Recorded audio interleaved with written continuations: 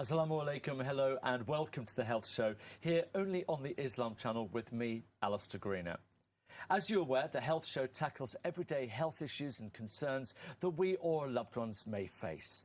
Joined by health experts within their specialised field, we discuss the prevention of these concerns by offering an alternative viewpoint for our viewers watching at home. If you'd like any further information on today's show or any of the topics that we discuss, please do get in touch at healthshow@islamchannel.tv. Again, that's healthshow@islamchannel.tv, and we'll give you that address at the end of the show again. Today, we're celebrating the NHS at 70 and are discussing the launch of the nursing campaign. Over the last 70 years, the NHS has transformed the health and well-being of Britain. The NHS has delivered huge medical advances and improvements to public health, meaning that we can all expect to live longer lives. It's thanks to the NHS that we have all but eradicated diseases such as polio and diphtheria, and we've also pioneered new treatments like the world's first liver, heart and lung transplants. To discuss the nursing campaign, it's a great pleasure to welcome Lauretta Ofulue, a student nurse specialising in learning disabilities. In 2012, she gave birth to her son, but he was soon diagnosed with a serious metabolic disease and sadly passed away in 2017. During his short life, he was admitted into Great Ormond Street Hospital, where he was looked after for a year. With her son's condition came severe autism, which caused him to be completely non-verbal. The learning disability nurses on the ward were able to give her son a voice and help him to communicate. Seeing firsthand the love and care and support that the learning disability nurses provided to her son and her family, Lauretta felt inspired to become a learning disability nurse herself. Lauretta, thank you very much indeed and welcome to the show. Thank you very much for having me here. We've got a lot of things to talk about and most of all your story, which is, truly inspiring. But before we do that, just want to tell you a little bit more about the background here, because Lauretta has said that having the chance to make a difference and giving people the support they need is a huge honour for her. She has said that she wants to give people hope, just like the learning disability nurses did for her and her family. And after all, who better to promote the NHS nurse recruitment campaign? This video is part of a national recruitment campaign aimed at potential nurses. The campaign has been commissioned by NHS England and will run throughout the rest of 2018 into 2019. Let's take a look. We are here every day and every night of every year. We've seen it all, from newborn to old age. We are experts in the human body and human emotion too. We answer 11 million emergency calls a year, but we never panic. We take a reading, agree a plan, make a cuppa. We don't do it for the thank yous. We do it for Janice, Alfie, for Jack, for all of us. It's not your normal job. We're mending lives, looking for veins, keeping the music playing. We say hello, we wave goodbye. We're always here, we're always there. We are Michelle, James, Carrie, Yvonne, Adam and Frankie. And at 3:49 this morning, we were Maisie too. £7 2 ounces, all doing well. We are the NHS. We are recruiting now. Search nursing careers. I liked in the film there, Lauretta, that it said nursing isn't an ordinary career. Yeah. And it is something very, very special, isn't it? Yeah, it is. It's really the opportunity to have that effect on people's lives, like it said in the VT there. And the opportunity to, to mend, to fix and to care. And it's something that, I know some people might take a little bit for granted, but it's something that's so special, and especially within the environment of the NHS. Yeah, exactly. It's really essential for people to be supported in any way that their health or their life presents, and that's the service that the NHS provides. One of the things I love talking to health professionals about is just the way that they are there when we need them. And we don't think about them a lot when we don't need them. But the fact that we have something as precious as the NHS, that when we need it, it's there and you get just this incredible care. I mean, we'll talk about your son in a moment, but before that happened, did you have much interaction with the NHS? Not really. I don't think anyone really does, except, like you mentioned, they're unwell or needing support. So we just were like everybody else, going about our daily lives and not really giving that extra thought about the NHS, but knowing that they were there in the background if ever we needed them. And you certainly did need them for your son. Yeah. Tell us a little bit more about his story and what happened when you discovered something wasn't quite right and, you know, throughout his life. Yeah, I gave birth to him, and shortly, a few days afterwards, he wasn't just right. And luckily for us, he was diagnosed thanks to the NHS and their efficiency at it. And through his life, he needed so much support and care, which they provided every single time. And unfortunately, in the last days, he became so unwell he couldn't be discharged home, and he had to be in the care of the doctors and nurses expertly doing it at Great Ormond Street Hospital. And in the end, when he passed away, we knew he got the best shot at life that he could have possibly had. And that's incredibly important, isn't it? To help with closure, to know that everything that could have been done was actually done for him. Yeah. And you obviously came in contact with a huge amount of the nursing profession during that whole time. Yeah, a lot of them through the time, both within the community, at home, in the hospital, whenever he went into any emergency, they were there. Even the ambulance service were there at times. And at the end, when we were at Great Ormond Street Hospital, so very, very many of them. You obviously came into contact with a huge amount of the nursing profession during his short life. And one of the things that we forget is how broad the nursing profession is. I mean, just give us an idea of the different types of nursing professional you came into contact with. Oh, we had the regular ones we see every time in hospitals, but we also had the specialized ones who dealt mainly with the condition he had. Because he had a series of complications along the line. And we also had those specialist nurses like the learning disability nurse that we mentioned, who helped to coordinate the care and give him a voice in the end, because it's very difficult when you've got a learning disability. You understand the world differently and you interact with it in a different way. And that's the role of that learning disability nurse, to help to coordinate the care.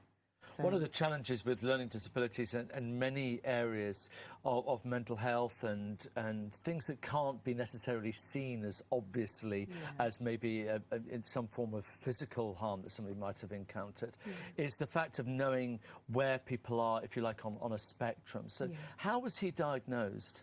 Yeah, it took a long time to get the diagnosis for the severe autism, because when a child is little, they need to make sure, because along the line, some children might outgrow some of the things they present with. But in his case, he didn't, and it was expected with the condition. So in the end, he got the diagnosis, and that meant that he could get the level of support that he needed. So tell us a little bit about that support from the moment he was diagnosed to then what actually happened from that moment on. Yeah, after his diagnosis, he could now be officially looked after by the learning disability nurse. So he understood the world in a different way, and that meant, for example, that when he was in pain, he didn't cry like you would do or I would do. And so the learning disability nurse was able to help him have like a tailored type of plan for him to help everybody else in his care understand how he interacted. So that was key, and that gave him more quality of life in that short space of time that he lived with us.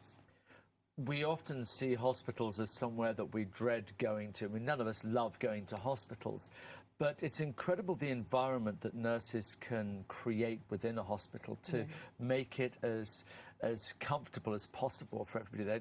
Describe what it was like at Ormond Street and the other hospitals. And the other hospitals, yeah, not forgetting them as well.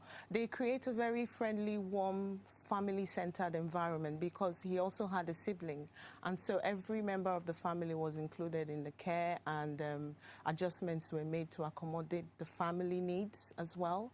And within the hospitals, we had playrooms, we had areas to help with the sensory aspect and help the patient, that's my son, feel more relaxed as well. And that helped ultimately in the care in general. I think one of the things that will surprise people is that if you go into these wards, which I've had the privilege of doing on occasion, is the amount of laughter, despite the sadness, despite the fact that, you know, youngsters are in pain sometimes or in some form of discomfort. But there's actually a tremendous amount of laughter, there's joy, and there's a phenomenal atmosphere. Yes, it is actually, because sometimes it takes for you to be in certain situations to appreciate those small mercies. And that's what you really appreciate when you're in hospital, because suddenly you're in a bubble and the world outside doesn't really matter. So the new friends you make, the new connections you make with other families, and the staff become like an extension of the family because of the kind of care that they provide. And that's why that atmosphere is always there, because you just have to find a way to cope, don't you? And you had the remarkable moment of suddenly deciding, hang on a second, I'm going to change my career, because you didn't have a career in nursing. What were you doing up until that point? Yeah, I actually studied to be an economist to start with. Very different. Very different, completely different. But interestingly, I was with the financial sector, and I went on maternity leave like every mom out there. But when I had Otito, everything changed. I couldn't go back to work. I was in this new life, trying my best to learn how to cope with my family and being a mom. And then in the end, when he passed away, it just felt like the right thing to do, because I'd learned all these skills and I'd seen all these people doing amazing work. And I just wanted to be a part of it, to carry on doing that work. Do you remember a specific moment when you had that sudden calling, as it were? What was it, you know, when that happened? How did it happen? Yeah, when I was, during that year in hospital, I did support lots of families by writing a website and putting out information. So I think that's where it all started from. And then meeting with the learning disability nurse at Great Ormond Street Hospital at the time.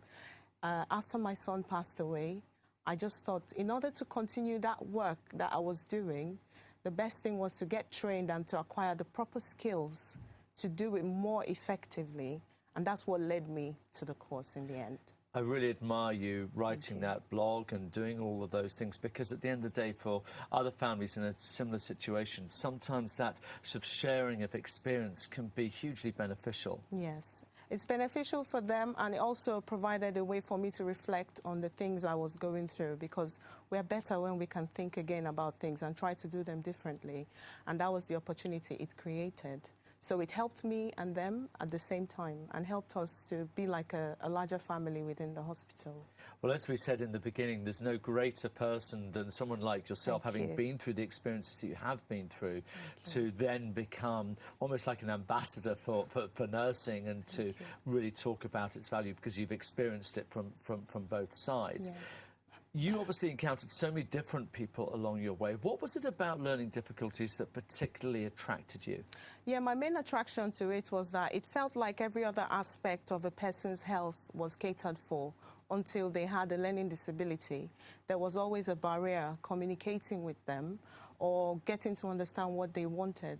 And to me, the learning disability nurses were the main people who tried to bridge that barrier by the level of training and specialist training they acquired through their training. So that's the reason why I wanted to be a learning disability nurse.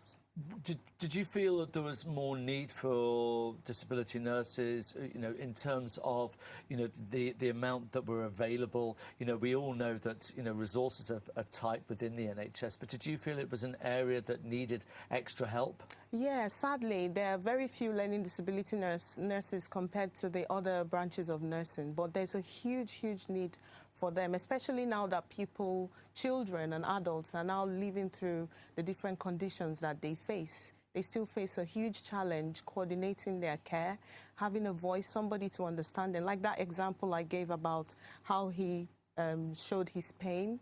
And so many people with learning disabilities, they are like that. They interact differently with the world. And so that's why the learning disability nursing was the way for me to go. And there's that huge gap. And of course, what's great these days is the level of diagnosis is so much more powerful in terms of what we are aware of. The fact that, as you said, with your son, it was highlighted quite quickly. But that does also mean that people need to become more specialist in their care, in what they do. So let's look at how you got started. I mean, you're there, you think, actually, I fancy doing this. I really feel a calling. Where on earth do you start? Oh, it starts by filling out the application form with the university of your choice, whichever one you think you have different criteria, maybe the one closest to you, or you check the league tables to see the ones doing well. And then in the end, you get interviewed for it if you meet the criteria, and you get on the course. Was it tough? You said meet the criteria as if it's like, well, that's a given.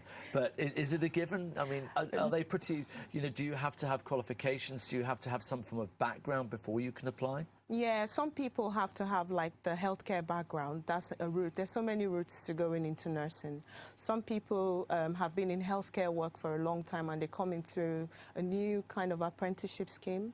And some of us who already had degrees before can come in like postgraduate. So contacting the university of choice is always the first place to start, because they will be able to explain to you, based on your circumstance, the best way to go. And it's interesting because you'd already had a career, so you would be what's called, I guess, a mature student. Yeah. Were there many other people, you know, maybe at your stage of life, coming into nursing? Because we always associate it as a career that you join, you know, at school you think, right, I'm going to go down the medical route. How many people were coming in later in life and maybe as a second or even third career? Interestingly, very many. Especially the mental health and the learning disability branches of nursing. And even the research there suggests that many people who are more elderly tend to go in that line of nursing later in life. So in my class, there's a huge mix of mature students. Which is obviously great, because it means you come from lots of different backgrounds. And one of the things that I'm always amazed by is the fact that it's one of those careers which is truly vocational, isn't it? Yes, it is. You know, if you had to sum up how you feel about nursing and about the profession and what it does, how would you do that? Yeah, I would say it's a profession that's filled with lots of experiences, lots of diversity, and you learn how to support people and tailor that support to suit them. So irrespective of their ethnicity, their background, their religion, or whatever, the nursing profession is there to meet them and try to support them in the best possible way. And in a completely non-judgmental way as well, which is fantastic. You know, it's so many things. We sometimes, you know, we'll hear a story here and there which isn't always painting the NHS in the best light, but actually 99.99% of the time it's the kind of care that you're talking about that people will experience. Yeah. So let's look through your... You applied, you got onto the course. Yeah. Tell us where you studied and how it all began. Okay, I'm studying currently at Northampton University, and it began very unceremoniously, really. Yeah, and then it's just one lecture after the other, and you have nursing placements as well, where from the lectures you have all the theory work, and in the placements you have the opportunity to put theory into practice, see it come to life. And then you judge for yourself if it's really what you want, because when it comes to life, you can now improve on yourself, because there's always that opportunity to improve, because in the end you want to become a nurse that is able to give that level of support, like the ones that have inspired us to come into the profession in the end. You had a specific calling to go into learning disabilities, but for people who are less sure about what they want to do, how easy is it to maintain a fairly general nursing background initially through your education and then change course? Yeah, it's part of the recruitment campaign that is going on as well, because there are so many diverse types of nurses and disciplines within nursing. And it's fairly straightforward once you've gone through, like, the general line, like you said. And then you can always do a top-up course to go into a specialized field that you want, depending on the university and what they offer. But like I said in the first instance, it's always a good idea to check with the university first. So you can start off with general nursing and then specialise a little bit later on if you choose to? Not during that same course, but after you have maybe qualified, because you can qualify either as a child nurse, an adult nurse, a learning disability or mental health nurse.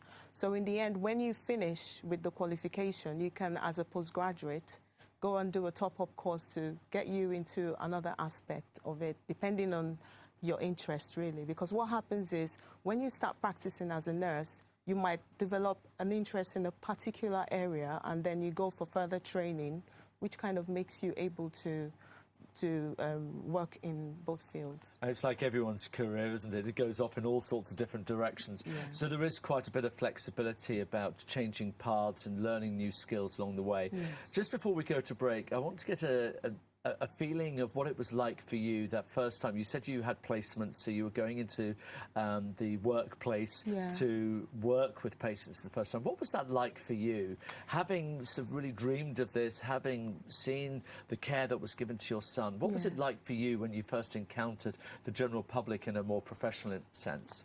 It was very exciting for me to start with, because until you get into it, you don't really realise how much work you have to put into it. So initially it was exciting, but I wouldn't say the excitement faded. I would say I started to learn and look out for opportunities to put those theory into practice, because nursing is all about using evidence-based techniques to support people, not just techniques that come off your head, but those that are really tested and trusted, so to speak. So that's what the placement opportunity gave to me, and I'm still enjoying every moment of it. Fantastic. Well, you know, I can't beat that. That's brilliant. Thank you so much for the moment. We're just going to go and take a quick break now, but for the moment, Lauretta, thank you very much indeed. Now, we must stress that should you suffer from any medical problems or health concerns whatsoever, it's always highly recommended that you contact your doctor or GP, as the Health Show gives you an alternative viewpoint to the health concern being discussed. See you straight after the break.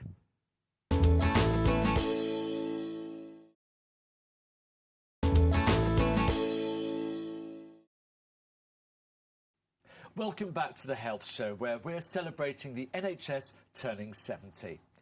The NHS is the UK's largest employer, with over 1.5 million staff from all over the world and more than 350 different careers. Despite its success, though, the NHS is under huge pressure. As you'll see in this clip, protesters flooded the streets of London last summer to protest about what they felt was the privatisation of the National Health Service, as it held its 70th birthday. Let's take a look.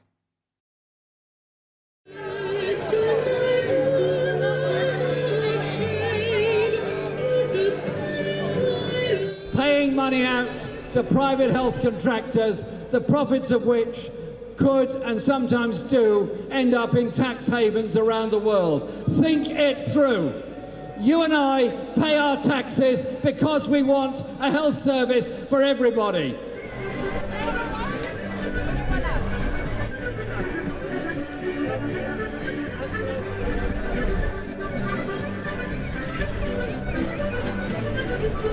I want the NHS to be run, paid for and operated by the public, for the public and in public hands. Well, I've always been a big believer in the National Health Service. I was a staff nurse for 10 years, 6 years in cardiac, in Hammersmith Hospital and Harley Street Clinic just up the road. So I've seen public and private healthcare, and it's so important to have it as a public institution, because it's about caring for people. It's not about making money.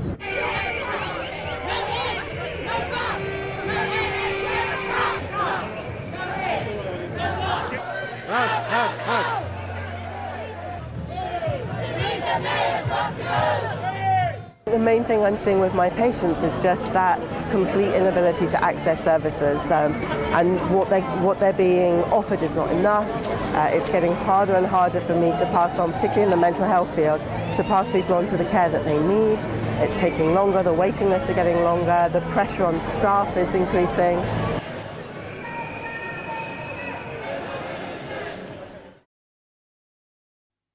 Now, we're going to stay clear of the more political aspects of the NHS, but the one thing is that everyone would agree is there is tremendous pressure. There's more need for the NHS today than ever before. There's more people required to help people. In fact, the campaign at the moment is to have 40,000 extra nurses. I mean, that's a huge amount, isn't it? Yes, it's a huge amount, but you can think of it like this. We have more people living longer now. We have more people being diagnosed with conditions where maybe in the past they couldn't have been. We have more babies surviving huge illnesses. And so it's no wonder that there's a huge pressure on the NHS. And when you look at the NHS at 70, first of all, it's an incredible achievement to reach the 70th anniversary of such an institution. And as you say, it's quite interesting, the differences that people present with today.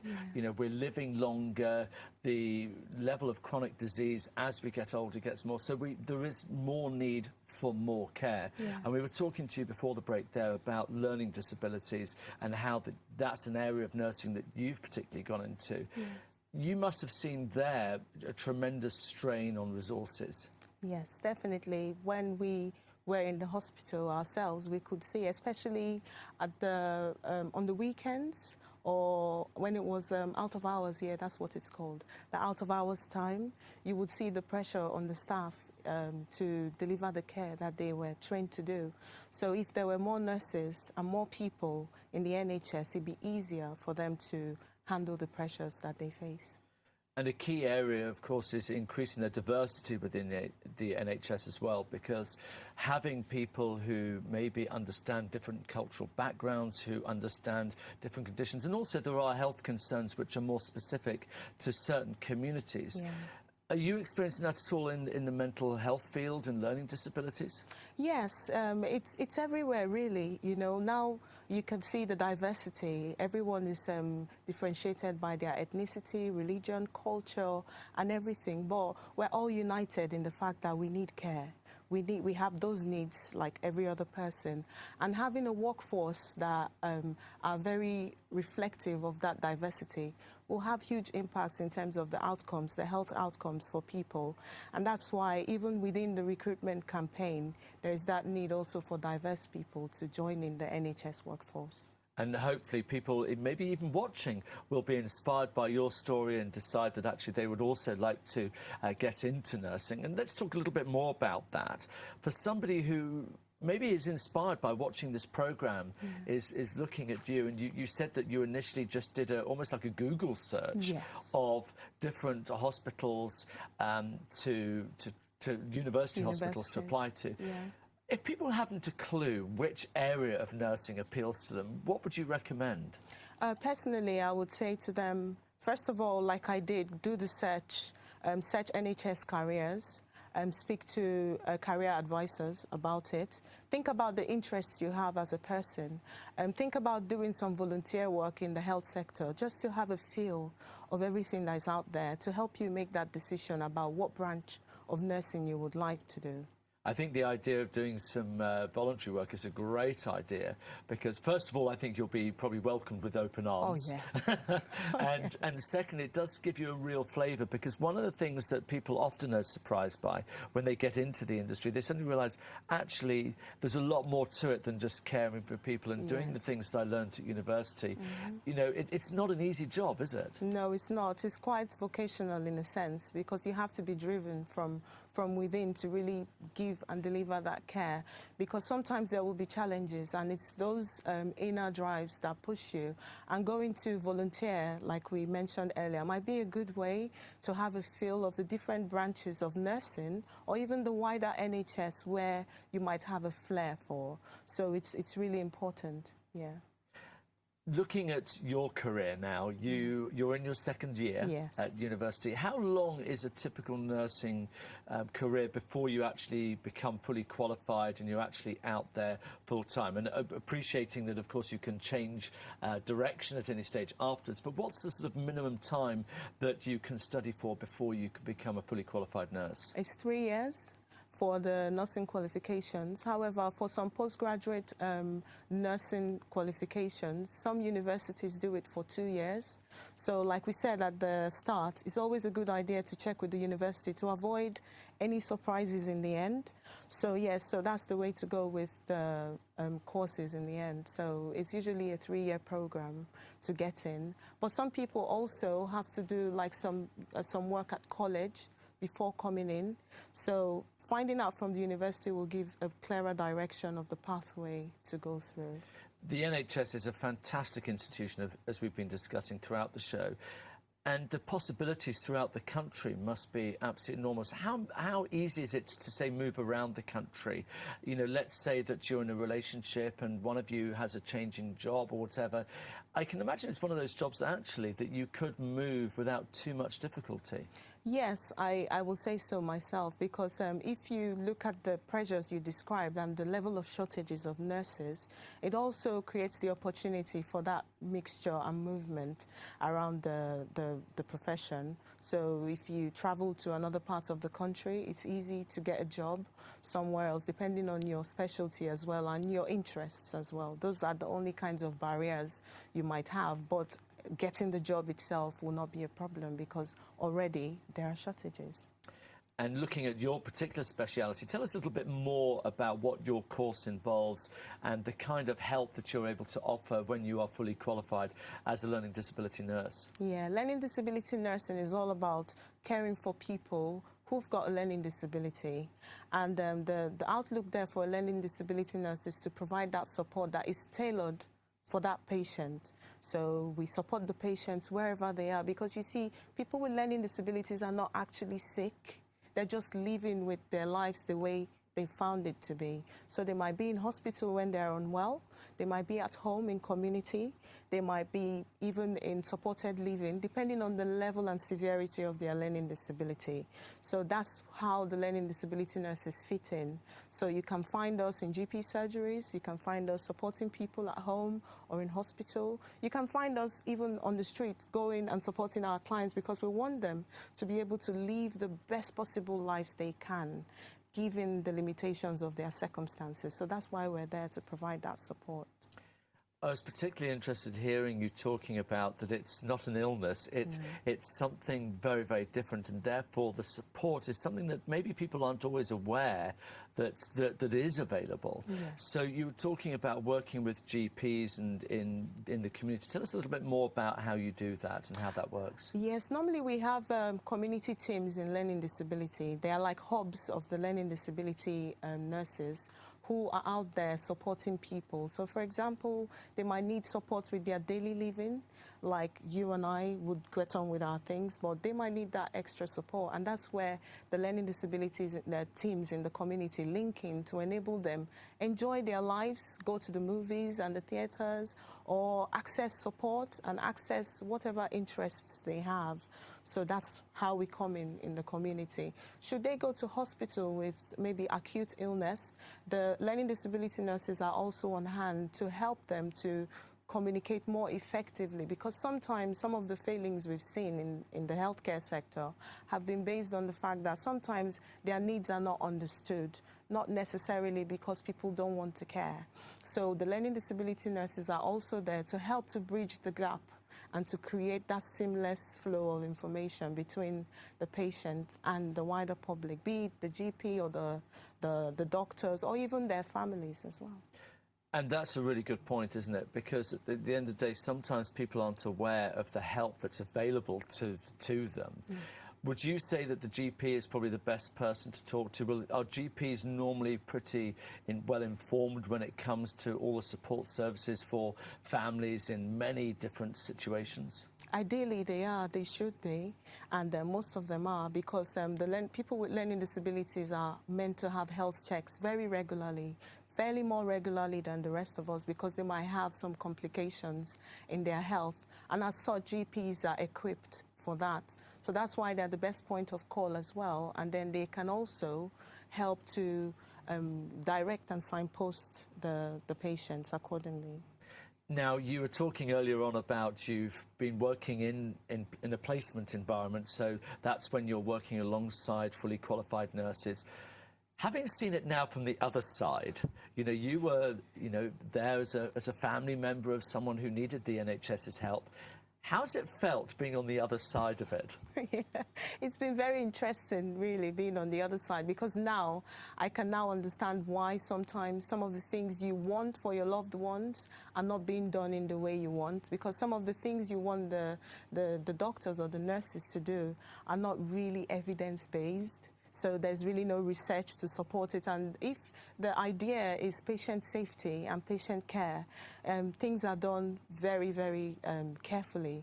So yeah, being on the other side now gives me a clearer picture, but also helps me to empathize more easily, because I've been on that side and I kind of get it. But then reflection helps me to keep everything in check and keep the focus always on the patient.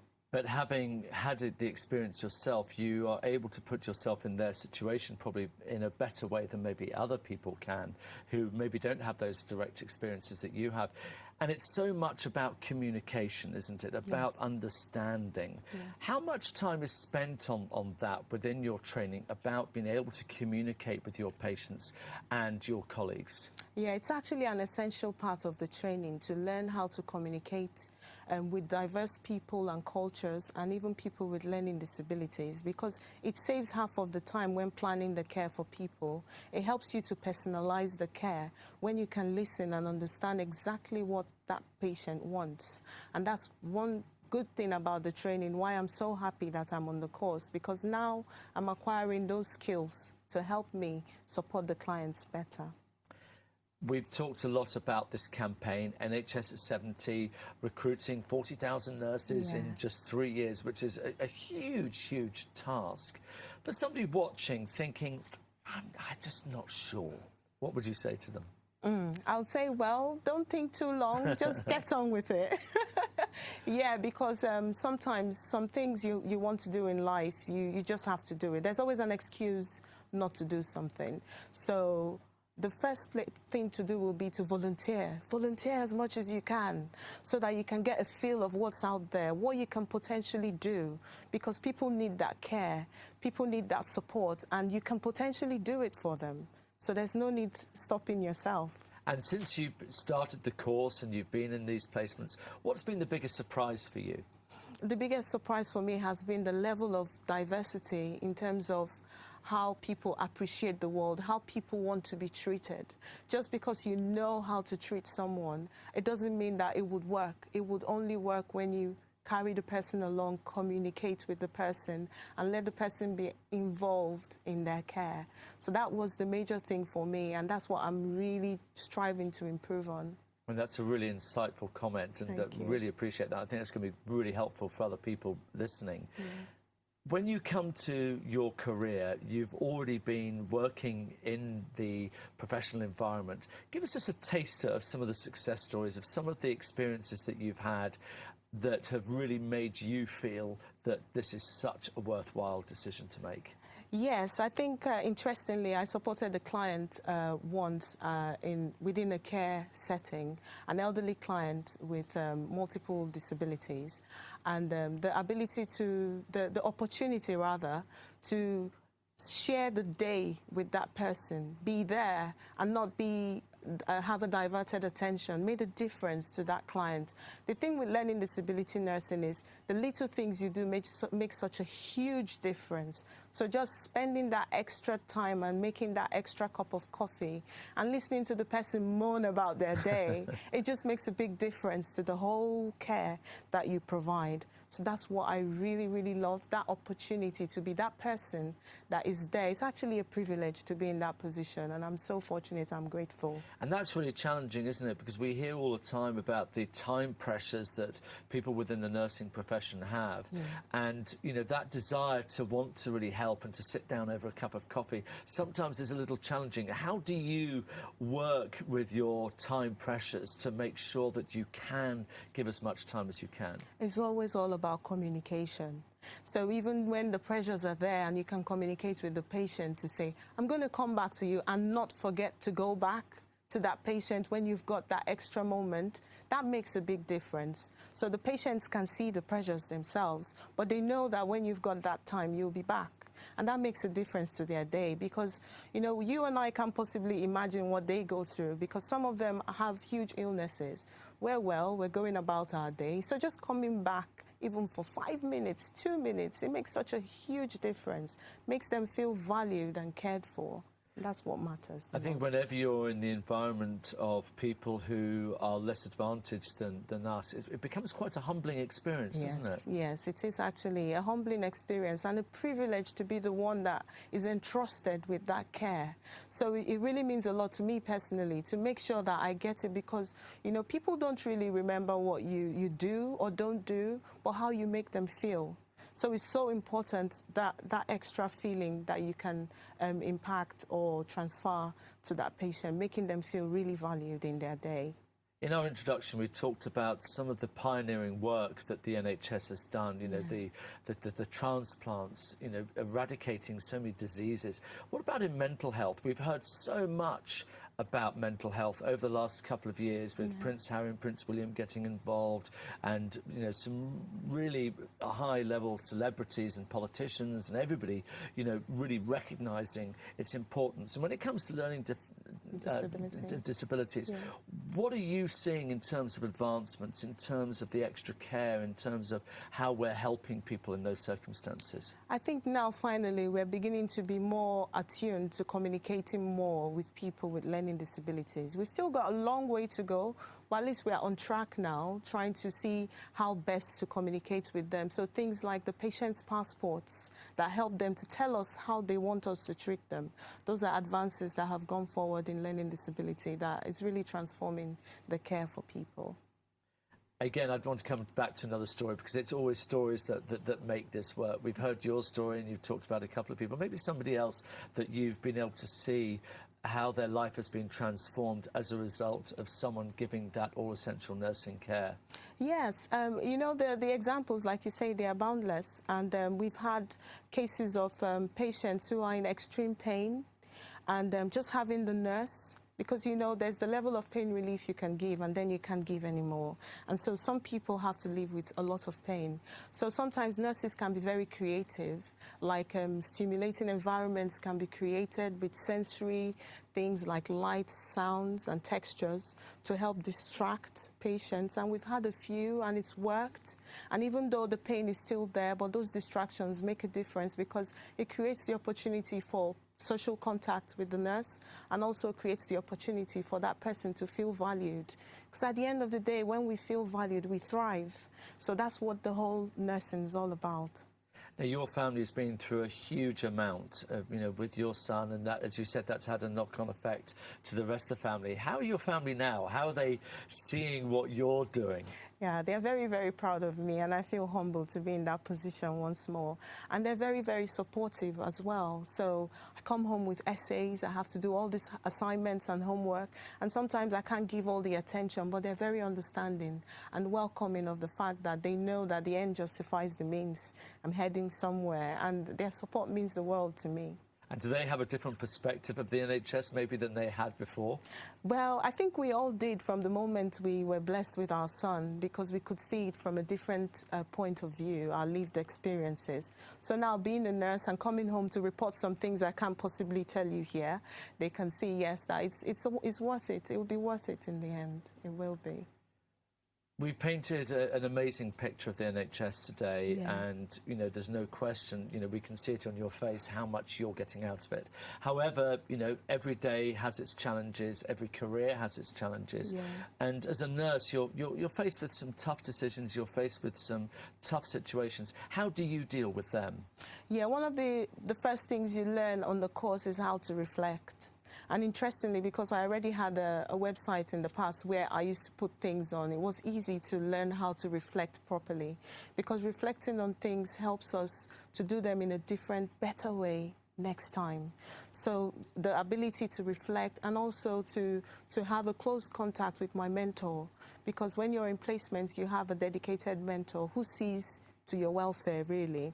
So when there are problems and when there are those challenges you talk about, the mentor is there to provide that support and also reflecting, writing about it and letting it go makes a huge difference as well. Hopefully, during the course of this conversation, we've convinced a few people watching that maybe this is the career they should be looking at, and we really hope that it has. Yeah. For somebody who is still thinking, you know, I don't really know, I'm not sure, or maybe they've got an offspring or family member who thinks they would be perfect at nursing, they show all the right sort of qualities and everything for it, but they're still not convinced. What would you say? I'll say get on with it. I think you said that before. Yeah, Absolutely. I'll say get on with it, because the fact that you're looking in that direction already is a good thing. So act on it. Yeah. Don't wait. To use somebody else's slogan, just do it. Right? Yeah, just do it. Lauretta, it's been really inspiring Thank you and so fabulous much. talking to you. Thank you so much Thanks indeed for your having time. me. Thank you. Yeah. Unfortunately, that is all we have time for today, but I'd like to thank our guest today, Lauretta Ofulue, a student nurse, for coming in to talk about Nursing Campaign today and to tell us more about her story. Once again, we must stress that should you suffer from any medical problems or health concerns, it's always highly recommended that you contact your doctor or GP, as the Health Show gives you an alternative viewpoint to the health concern being discussed. As always, if you'd like to find out any more about this or any of the subjects we've discussed on the show and throughout the series, then please do email us at healthshow@islamchannel.tv. Again, that's healthshow@islamchannel.tv. We'd love to hear from you. But for now, it's goodbye from me, and we'll see you again next week. Assalamu alaikum.